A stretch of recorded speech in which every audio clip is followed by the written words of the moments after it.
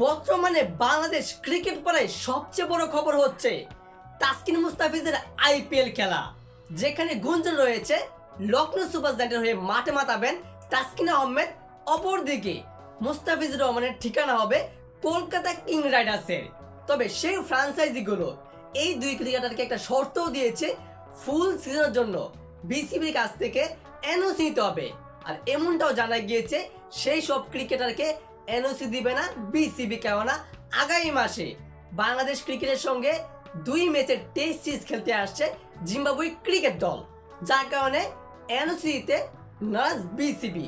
তবে এইসব ক্রিকেটারদের আইপিএল এর কিংবা যে কোনো ফ্র্যাঞ্চাইজি টুর্নামেন্টের জন্য এনওসি না দেওয়ার ব্যাপারে সেই গুঞ্জনটাকে একদম উড়িয়ে দিয়েছেন, করার জবাব দিয়েছেন বিসিবির ক্রিকেট অপারেশনের চেয়ারম্যান নাজমুল আবেদিন ফাহিম স্যার।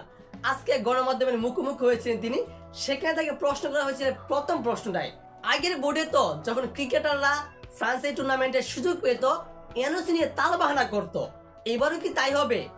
সেই উত্তরে নাজমুল আবেদিন ফাহিম স্যার জানিয়েছে একদম না, সার্বিক ক্রিকেটের জন্য যেটা লাভবান হবে আমরা সেটাই করার চেষ্টা করব। অনেক সময় এমনও হতে পারে যে ঘরোয়া ক্রিকেট বাদ দিয়েও কাউকে পাঠাতে পারি, যদি মনে করি যে সেই ক্রিকেটার এবং জাতীয় দলের লাভ হবে, তাহলে আমরা সেই ক্রিকেটারকে পাঠাতে পারি।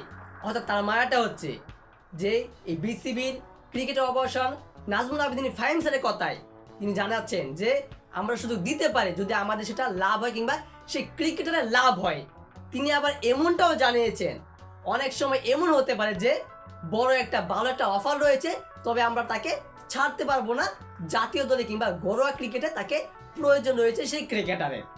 একদম ডিরেক্টলি তিনি ক্লিয়ার করে দিয়েছেন যে যেটা ক্রিকেটের জন্য ভালো হবে, দেশের ক্রিকেটের জন্য জাতীয় দলে, সেটাই সিদ্ধান্ত নেবে এই বিসিবি এনওসি বিষয়ে।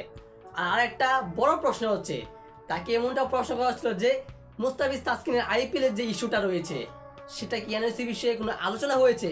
তিনি ডিরেক্টলি বলেছেন যে কোনো ক্রিকেটারের সঙ্গে আমার আলোচনা হয়নি, কোনো ক্রিকেটারের সঙ্গে আলোচনা হয়নি। আর আমরা এতদিন যাবত শুধু শুধু বলে যাচ্ছিলাম যে বিসিবি এনওসি দিবে না, দিতে নারাজ, কিন্তু এটা আগে ছিল। কিন্তু বর্তমানে বোর্ড পাপনের আমল শেষ হয়েছে, নতুন ক্রিকেটের বোর্ডে এসেছে, সেই নতুন ক্রিকেটের বোর্ডের নিয়ম অনুযায়ী তারা খেলতে পারবে যদি সেটা জাতীয় দলের লাভ হয়।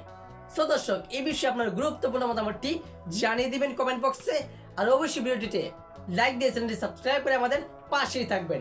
ধন্যবাদ।